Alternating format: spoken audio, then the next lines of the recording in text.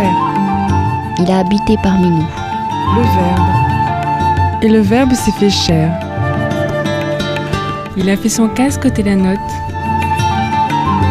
La parole a mis un mot.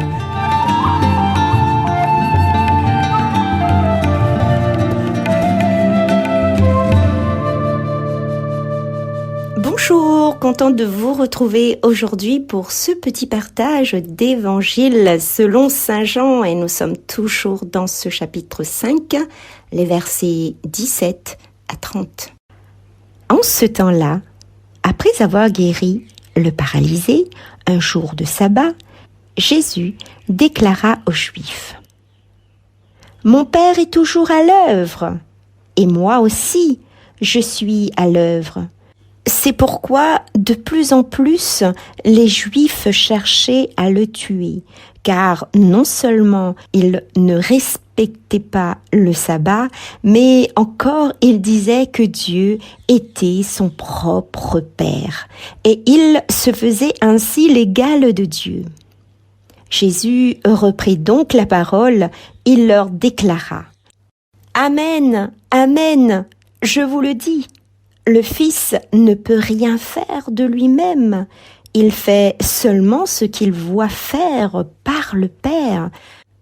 Ce que fait celui-ci, le Fils le fait pareillement. Car le Père aime le Fils et lui montre tout ce qu'il fait. Il lui montrera des œuvres plus grandes encore, si bien que vous serez dans l'étonnement. Comme le Père, en effet, relève les morts et les fait vivre, ainsi le Fils, lui aussi, fait vivre qui il veut. Car le Père ne juge personne, il a donné au Fils tout pouvoir pour juger, afin que tous honorent le Fils comme il honore le Père. Celui qui ne rend pas honneur au Fils ne rend pas non plus honneur au Père qui l'a envoyé. Amen, Amen, je vous le dis, qui écoute ma parole et croit en celui qui m'a envoyé, obtient la vie éternelle, et il échappe au jugement, car déjà il passe de la mort à la vie. Amen, Amen, je vous le dis, l'heure vient, et c'est maintenant, où les morts entendront la voix du Fils de Dieu, et ceux qui l'auront entendu vivront. Comme le Père, en effet, a la vie en lui-même, ainsi a-t-il donné au Fils d'avoir lui aussi la vie en lui-même. Et il lui a donné pouvoir d'exercer le jugement, parce qu'il est le Fils de l'homme. Ne soyez pas étonnés, l'heure vient où tous ceux qui sont dans les tombeaux entendront sa voix. Alors ceux qui ont fait le bien sortiront pour ressusciter et vivre. Ceux qui ont fait le mal pour ressusciter et être jugés.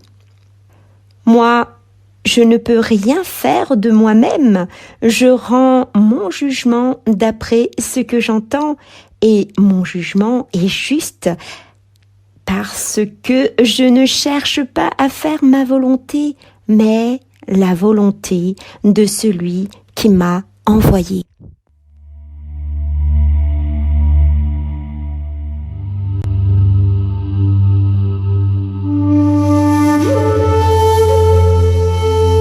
Des petits mots pour avancer plus devant. Et causement pour ouvrir le cœur. Vous vous rappelez, les amis, le geste que Jésus a fait, la guérison de ce malheureux qui attendait 38 ans pour être guéri. Et c'était quel jour ? Le jour du sabbat. Et nous sommes ici, justement dans la continuité, car ils en veulent à Jésus. Bien que ce soit quelque chose de merveilleux d'être guéri, mais il y a là leur règle qui a été pas respectée. Et vous voyez que ce geste va déranger et Jésus va être attaqué de partout. Mais ce qu'il lui reproche encore plus, c'est qu'il prétendait être à l'égal de Dieu. Et on va voir que Jésus, à de nombreux passages de cet évangile, servira de leurs accusations pour leur expliquer sa relation avec le Père, avec son Père. Et il leur affirmera que ses actions sont l'œuvre du Père, d'où sa divinité, et déclare capable de faire bien plus encore, de plus grandes œuvres, de plus grands miracles. Il déclare même avoir le pouvoir sur la vie et la mort, l'autorité de juger et l'honneur divin. En rejetant son message, il déshonore Dieu, et seuls ceux qui croient en lui, croient en sa parole, auront la vie éternelle. Et cette déclaration faite dans l'Évangile, il le dit, comme le Père, en effet, a la vie en lui-même, ainsi a-t-il donné au Fils d'avoir lui aussi la vie en lui-même. C'est une déclaration claire de sa divinité, la divinité du Christ, que nous pouvions l'espérer.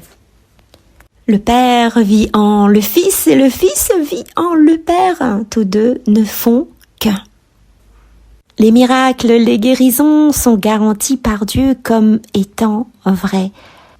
Jésus cherche tout simplement à faire la volonté de son Père, la volonté de celui qui l'a envoyé.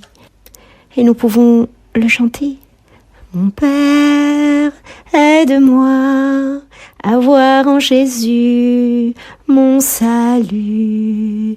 Mon Père, aide-moi à voir en Jésus mon salut.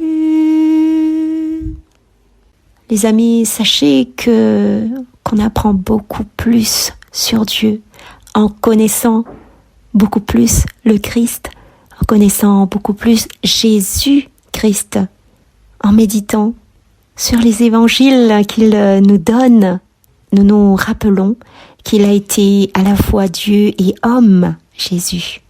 Ne cessons jamais de chercher Jésus, car nous savons que quand nous sommes intimement liés avec lui, Dieu est présent aussi. Dieu est présent dans tout notre être. Cherche Jésus-Christ, cherche ton Sauveur. Amen. On se retrouve demain. Bye bye.